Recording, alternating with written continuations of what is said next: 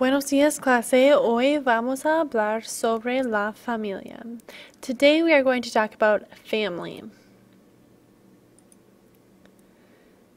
First new words, el padre, and la madre, El padre means father, and la madre means mother. El hermano and la hermana.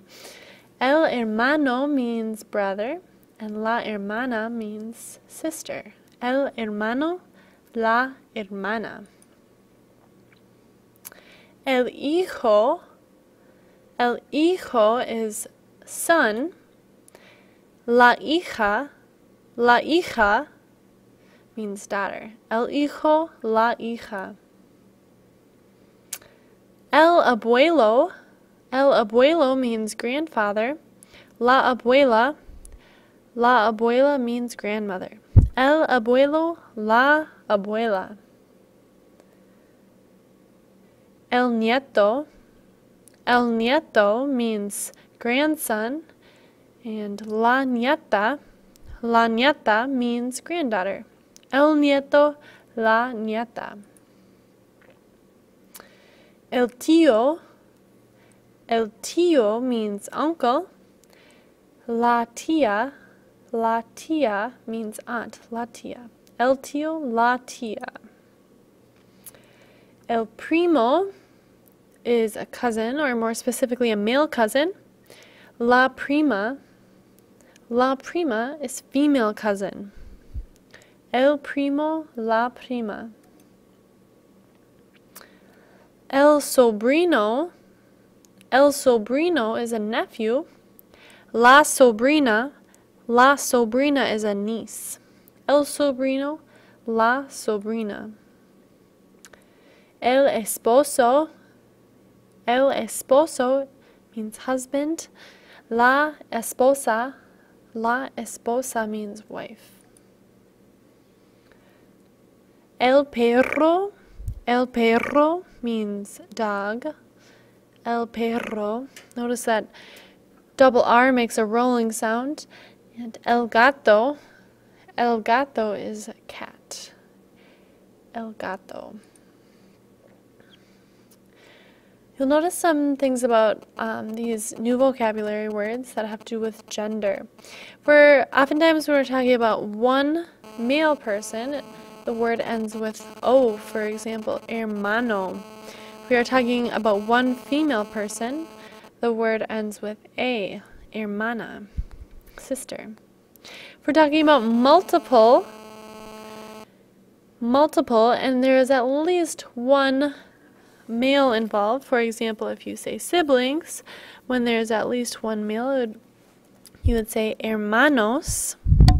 And if you want to just say sisters, multiple people and their girls, hermanas. So there's really 4 different forms of this word. Masculine singular, masculine plural, feminine singular, and feminine plural. Hermano, hermana, hermanos, hermanas. This can be applied to most of our new words.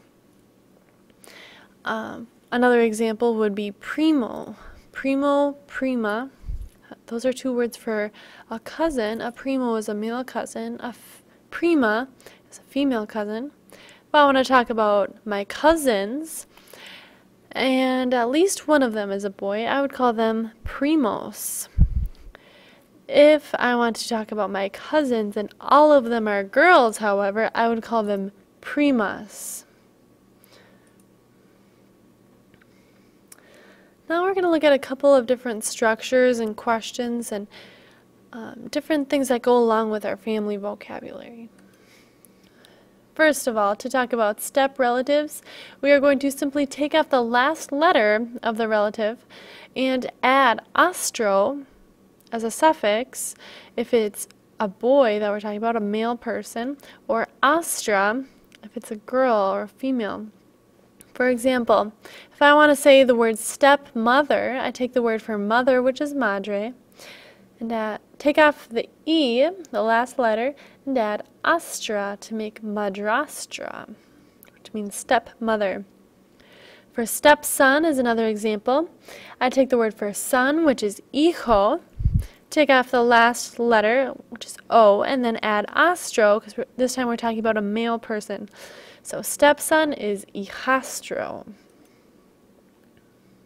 To talk about great relatives, we are simply going to add bis in front of the word. For example, if I want to talk about my great-grandma, I would call her my bisabuela. In the same way, if I want to talk about my great-uncle, I would call him my bis-tío. Tío means uncle, bis-tío means great-uncle. We're going to spend a little bit of time talking about possessive adjectives now, which is just a fancy way of saying your or my, or those are two examples of possessive adjectives. In English, we have one word for my and one word for your. However, in Spanish, there are two words for my and two words for your. If I were going to talk about my father, I would use the word mi. Mi means my. I use this when I'm talking about describing one person or one thing. If I were going to talk about my parents, plural, I would use the word mis. Mis padres means my parents. Again, mi and mis both mean the same thing, both mean my, but they are used differently. You use mi when you are talking about one person and mis when you are talking about more than one person. This applies not only to people but also things. So, for example, if I wanted to say my book, I would say mi libro. If I want to say my books, I would say mis libros. If I don't want to talk about my relatives or my things, I want to talk about your relatives, I use the words tu or tus. Tu and tus both mean your, but they have the same distinction as mi and mis. Tu means your when you're talking about one person or one thing, and tus is used when you want to say your but talk about two people or more than one person or more than one thing. For example, tu primo means your cousin. Tus primos means your cousins. To ask for someone's name in Spanish, you are going to use the question, ¿Cómo se llama? ¿Cómo se llama? And then add the person's name you are inquiring about.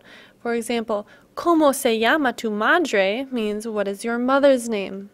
You would answer this question by saying, se llama, and then the person's name. ¿Cómo se llama tu madre? Se llama Helen. This means, what is your mother's name? Her name is Helen. Se llama means ¿Cómo se llama means what is his or her name, and se llama means his or her name is. If you are inquiring about more than one person's name, you use the second question here. ¿Cómo se llaman? ¿Cómo se llaman?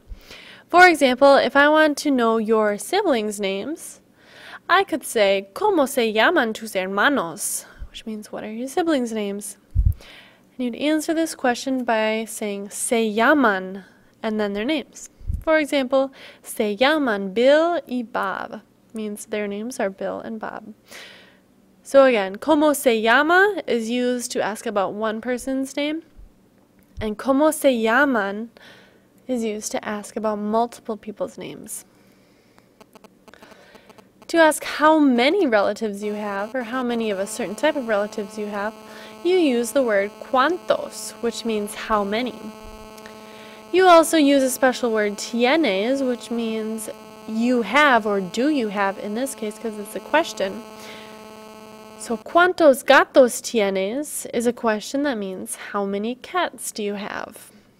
Because gatos are cats. You answer this question by using the word tengo, which means I have. Tengo dos gatos means I have two cats.